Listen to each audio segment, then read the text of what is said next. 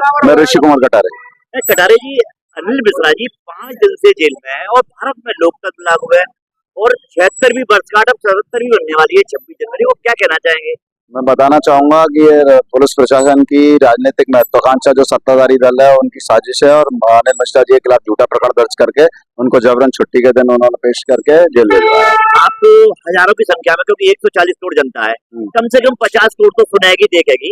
ये बताइए कि ये कोर्ट के, हाई कोर्ट के अधिवक्ता ये कह रहे हैं कि उनको झूठा फंसाया है, कोर्ट में केस चल रहा है, तो ये हाँ, झूठा फंसाया ना पुलिस। यही पुलिस की आज भी जो है अंग्रेजी राज चल रहा है और पुलिस जो है आज भी अपने डंडे के जोर पर कुछ भी करने को तैयार है सत्ताधारी दल के कहने पर।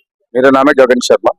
गगन जी, इनका कहना है कि आज भी अंग्रेजों का राज चल रहा है, क्या है ये पूरा? बिल्कुल, क्योंकि देखने में तो यही आ रहा है। फर्स्ट ऑफ ऑल मैं आपको ये बात बताऊं, जो इस केस में फरियादी है उसको मैं कहूंगा पॉकेट कंप्लेनेंट। मतलब वो इन पुलिस वालों का एक पॉकेट कंप्लेनेंट है जिसको वो जब चाहे चाह यूज कर रही है। बिकॉज सबसे पहली बात तो 40 किलोमीटर दूर की लोकेशन थी अनिल मिश्रा जी की। 7 बजे पुलिस रवाना होती है, वहां जाके स्टेटमेंट ये दे रही है कि हम वहां पहुंच गए, ये वहां निकले हुए थे, हमको पता चला, हम पीछे वहां पहुंचे और हमने देखे गाड़ी आ रही है। मतलब ये उनको बाईपास के आगे निकल गए थे। स्टेटमेंट वहां भी झूठा हुआ।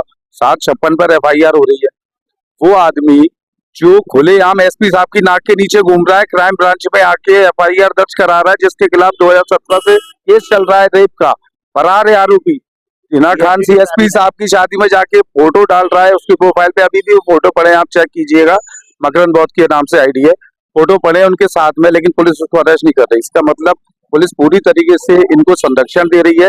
उन्होंने इनको अरेस्ट करके इस बात का इंतजार किया, इसको बुलवाया है, आवेदन लिया है, उसके बाद FIR रजिस्टर की है। ये सारी क्वेरीज साहब ने अपने सुनवाई के दौरान की भी है प्रशांत सिंह जी से, जिसका वो जवाब नहीं दे पाए। और जैसे उन्होंने ये सवाल पूछा तो उसके बाद थोड़ी देर वो साइलेंट हुए, फिर उन्होंने समय मांगा, फिर उन्होंने SP साहब से चर्चा की। तब उन्होंने सबसे पहले तो ये पूछा कि जब आपको ये पता था कि ये जांच का विषय है, हलिया थाना में जब मनुस्मृति जलाई गई उसके विरोध में कुछ ऐसा हो सकता है, आपको अंदेशा था, तो आप कह रहे हैं 50-60 लोग आके ज्ञापन देने आए और ज्ञापन के समय में उन्होंने भारी ये काम कर दिया। और एक आदमी, एक गवाह उनका पुलिस वाला, उसका वीडियोग्राफी कर रहा है, उसकी वीडियोग्राफी हो रही है और उस वीडियोग्राफी में आप ये देखिए कि वो उसकी रिपोर्ट भी कर रहा है। अगर नॉन कॉग्निजेबल ऑफेंस है अगर ये, तो आपको उसको तुरंत अरेस्ट वहीं कर लेते, आप वहीं रोक लेते उनको। आपने पूरा मौका लिया पॉकेट कंप्लेनेंट, क्योंकि ये अगर उनको करते, पुलिस कार्रवाई करती, पुलिस कंप्लेनेंट बनती, तो SC ST एक्ट लगता नहीं और जो धाराएं लगती वो बेलेबल थी। ये पूरा षड्यंत्र है, ये पूरी साजिश है जिसके तहत उनको फंसाया गया है। जानबूझ के छुट्टी के दिन उनको अरेस्ट करना, जानबूझ के ऐसे दिन कोर्ट में पेश करना जब पता है स्पेशल जज नहीं बैठा होगा, SC ST का जो सुनवाई करता है, मजिस्ट्रेट बैठता है, उसको पावर नहीं है। ये सारी चीजें ये बताती हैं कि ये षड्यंत्र करके उनको जेल में रखने का प्रयास है, ताकि सामने वाली पार्टी को ये लोग शांत कर सके वोट बैंक के लिए।